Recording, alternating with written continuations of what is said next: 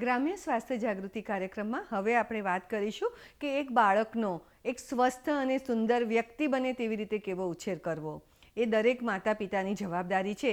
કારણ કે એક નવા જીવને આપણે આ દુનિયામાં લાવ્યા છીએ તો એનો આપણે ઉછેર સારામાં સારો કરીએ, તેનું સ્વાસ્થ્ય સારું રહે, તેને આપણે સારા સંસ્કાર આપીએ, સારી રીતે ભણાવીએ, એક હકારાત્મક વ્યક્તિ બનાવીએ અને તેનામાં ખૂબ જ આત્મવિશ્વાસ આવે તેવો તેનો ઉછેર કરીએ, તે દરેક મા બાપની જવાબદારી છે.